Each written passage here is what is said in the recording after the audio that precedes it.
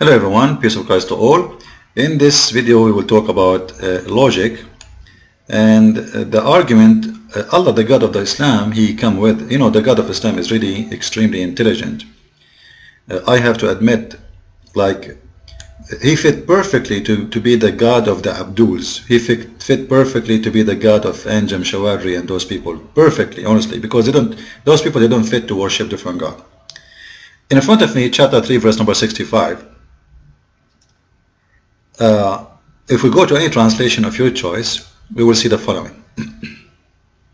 This is the translations of Muslims. I'm not translating. As you see, I have no translation for the verse except what the Muslims are giving. However, I don't approve any Islamic translation, just to let you know. I'm adding all the translation exist in this website so you can see them all. Just to show you I'm not picking up any of my choice, like I don't do a cherry. However, as I said, I don't approve any of those translations, but let us go with it. In the top of it, the top one, O people of the scriptures, and here I want to show you the logic and the stupidity. You see, this is a verse alone is enough to prove to us that Islam is a stupid religion. And I challenge the Muslims to follow the logic of Allah. I challenge them, this is a challenge for the Muslims, to follow this verse and practice the logic of Allah. Why? O people of the scriptures. Now who is people of the scriptures? It's us. The first mistake is how you can call us people of the scriptures if supposedly we don't have scriptures no more. Why you keep calling us people of scriptures when we did not even preserve the scriptures and it is corrupt as you claim? Still you call us people of the scriptures? Do they have the scriptures or they don't have the scriptures? If they don't have it, you don't call the people of the scriptures if they have it. But according to Muslims, it doesn't exist no more. Yet he called us the people of the scriptures. So must be we have the scriptures. The true scriptures. He's calling us the people of the false scriptures or the true scriptures? The truth. The true scriptures. So it's a stupid statement, because either we are not having the true scriptures or we have it. So remember always when the Quran repeat this word, O people of the scriptures, which is all over the Quran, proven to us again that the Quran is a shish kebab falafel made by a guy he used to work in a grocery store, but he is not even the cashier. He is the one who cleaned the shelves. Because you cannot, like, imagine I call someone, he don't belong to the true scriptures no more. You are the man of the scripture. You are from the people of the scriptures. They are not, supposedly. So either we are or we are not. Now we continue. The logic of Allah did not stop here. The logic of Allah go amazingly beyond. Look what Allah said. Why you argue about Abraham? Okay, why we cannot? Just wait, Allah have a reason. While the Torah, and the Gospel, were not revealed until after him. Man, I never thought of this. That's really an amazing logic, amazing discovery. I want to hit my head with the wall. How I did not notice how amazing Allah is. Abdul, listen. According to this stupid logic, you should not argue with someone. His scriptures came before you. Because he's saying, how you argue about Abraham while your Torah and Gospel were not revealed until after him? Isn't it the case for the Quran? I can say to you right now, I just need to change the words here. Why you argue about Jesus while the Quran was not revealed until after him?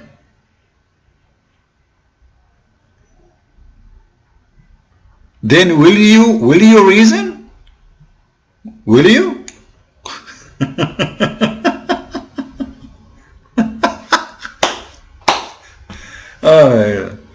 Alright, so the people of the scriptures again, the Jews and the Christians, why you dispute about Abraham while the Torah and the Injil, the Gospel, were not revealed until after him.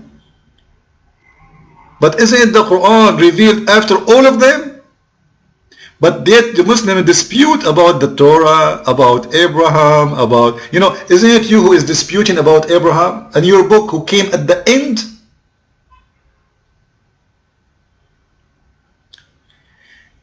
The super intelligence of the God of the Quran. He cannot answer, he cannot debate, he cannot refute. So he come with a very stupid logic. It doesn't fit even for Mickey Mouse cartoon.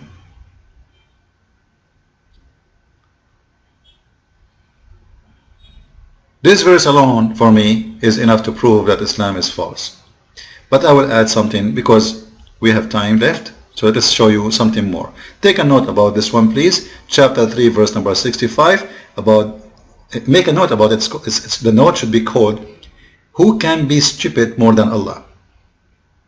Who can be stupid more than Allah?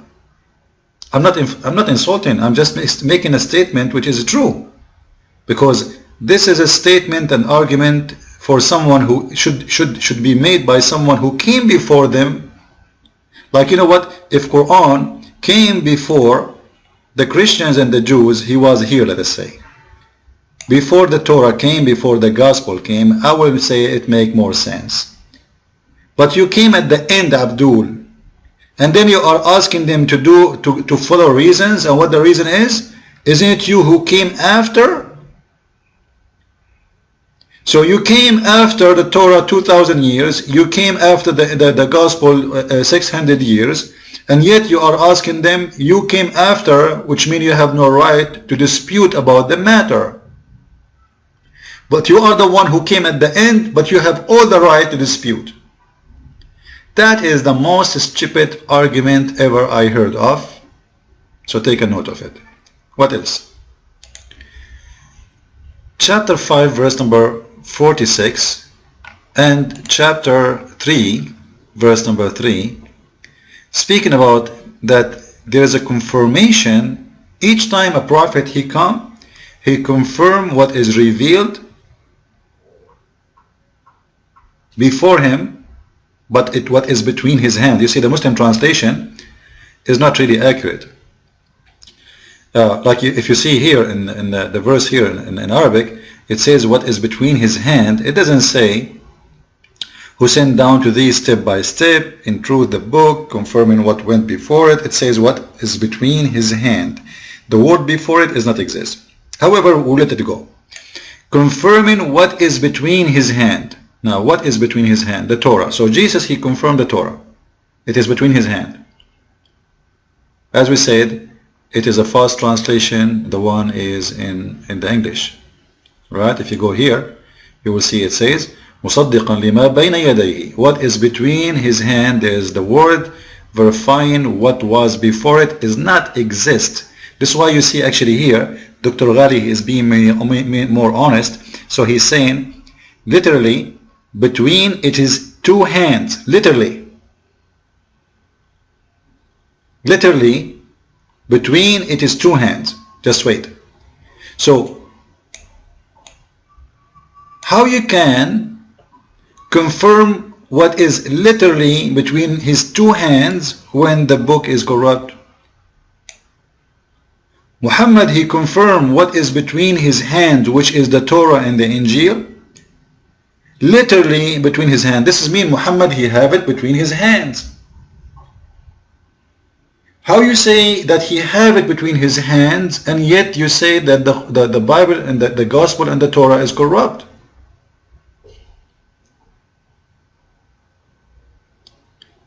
You see the stupidity? And this verse repeated all over. Isa, he convert, Isa, the prophet of the Abdul. I don't know who's Isa. Who's Isa, by the way? Anyone knows who's Isa? Anyway, Muhammad, he come with names. Only Allah knows where he got them from. So Isa, he confirmed what revealed to Moses. It is between his hand. The word in Arabic, مُصَدِّقًا لِمَا بَيْنَ يَدَيْهِ. If we search the same word, you will see it all over the Quran. So he confirmed what is between his hand. Here, all over. That means what is between his hand must be not corrupt. because you cannot confirm something between your hand and is corrupt. Same time, if we look in here at this verse, chapter 5, verse number 46, we sent him the gospel, therein was guidance and light, and confirming the law that had come before him. Okay, so every prophet he confirmed, Muhammad he confirmed what was before him, which is between his hands, as we showed you, which is the Torah and the gospel. And then before him Jesus, he did the same. He confirmed the Torah between his hand, and Moses confirmed what was before him too. So where is the corruption? If there's a corruption, it's mean you are confirming the corrupt. That's stupid. But as we said, Islam is a religion of no logic. It is just a guy trying to make a poetry, trying to make a rap music, and his words, they don't match. As long as he is making the sound of rap, that's what he cares for. In here we have another issue, which is what Muslims can ask about. You see, Muslims, you know, me myself, I have my degrees in the Islamic religion, and when you are in school, you are allowed to ask all kind of questions as long you don't question, which means you cannot question the Prophet, you cannot question the Quran. You can ask about something but not questioning. How we can pray? What the Prophet mean here? Like, you have to make it in a very clear way that you are not questioning, otherwise that's a big problem. The Quran forbid Muslims from asking questions, and the Quran state why. Because the questions you ask to Muhammad, which he has no answer for it, if you ask it, you are going to become a disbeliever. Now, why someone is going to become a disbeliever if he asks those questions? What kind of questions? Those who will make someone disbelievers must be a deep questions, not some Muslim they say it's like asking the Prophet, Prophet, what will happen to my father tomorrow? Prophet, what I ate yesterday. This is not really what it says. It must be a very serious questions to the point will make you become a disbeliever. Must be questions who will destroy your faith. So what kind of questions those that will destroy the faith of someone? Actually, there's millions of them. If I am listening to Muhammad, I should ask him the first thing, why you have many verses in the Quran saying that your God, he will not give you miracles? How come all those people asking you for miracles but still you cannot perform one? Why the Quran says we refrain from doing miracles to our Prophet Muhammad? Why refrain? When the God of Islam, he gave miracles to all prophets before him. Like the Muslim, they say to you, there's the moon split in the Quran. This has nothing to do with any miracles. Even the Quran doesn't say that. Because if it is, you will not find in chapter 2 a verse saying, we wish he can provide us with one sign. And chapter 2 in the Quran, by the way, is in the end of the Quran, not in the beginning of the Quran as it is today. And the chapter of the moon was long before it. So if the moon is a miracle already, he should say, well, you have the moon already. We split the moon. So there's many verses after that verse came, and all of them they are asking Muhammad, why you cannot provide a miracle? As we see in chapter 2 verse 118, you will see people still at the end of the Quran. This is at the end of the Quran. This is after more than 80 I think 87 chapter. Still people are asking, like, how come we wish, why he don't even give us with a sign? One sign. We wish he can come with one sign, one miracle. Still the God of Islam cannot come with one miracle. So in this video we concentrate in many things, but the most important one is the first one, the logic about asking questions. You cannot debate someone who came before you, as you remember here. Thank you. Thank you, Christian Prince, for elaborating on how stupid is Allah of the Quran. Allah was very stupid that the law was not revealed till after Abraham. The one without understanding was Allah and Muhammad. Let's examine what Yahweh God told Isaac about Abraham. Yahweh God appeared to Isaac and reminded him that Abraham his father had obeyed his voice, kept his charge, his commandments and his Torah. Genesis 26 verse 2-5 says, "And Yahweh appeared unto him Isaac, and said, Go not down into Egypt, dwell in the land, which I shall tell thee of, sojourn in this land, and I will be with thee, and will bless thee, for unto thee, and unto thy seed, I will give all these countries, and I will perform the oath, which I swore unto Abraham thy father, and I will make thy seed to multiply as the stars of heaven, and will give unto thy seed all these countries, and in thy seed shall all the nations of the earth be blessed, because that Abraham obeyed my voice, and kept my charge, my commandments, my statutes, and my laws." There's a huge problem for Allah of the Quran, to speak in Quran 3 verse 65, that Abraham was not given the law or Torah till after him. But the scripture of Moses tells us that Yahweh God spoke to Isaac, that Abraham was observant on his Torah. The Hebrew word Torah means laws. The covenant between Yahweh God and Abraham on the circumcision of the male child of 8 days old, is his Torah for Abraham and his offspring.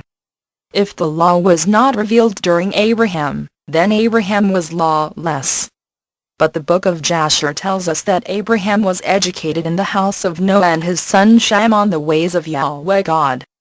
Allah of the Quran was a false god, as he was totally ignorant on what Yahweh God had spoken to Isaac about. Abraham was a law-abiding person. Noah, Shem and Abraham were contemporaries based on the Hebrew book of Jasher. Jasher chapter 12 verse 60-61 says, "And Eliezer said to Abraham, Hasten, rise up and save your soul, that you may not die through the hands of the king Nimrod, for thus did he see in a dream concerning you, and thus did Anuki interpret it, and thus also did Anuki advise the king concerning you." And Abraham hearkened to the voice of Eliezer, and Abraham hastened and ran for safety to the house of Noah and his son Shem, and he concealed himself there and found a place of safety. And the king's servants came to Abraham's house to seek him, but they could not find him, and they searched throughout the country and he was not to be found, and they went and searched in every direction and he was not to be met with. As a matter of fact, Abraham was given the law on the circumcision of male child of 8 days old. Furthermore, Abraham was educated by Noah and his son Shem on the ways of Yahweh God. Allah was very stupid, as he did not know that Abraham was already given the law or Torah before Prophet Moses. Shalom.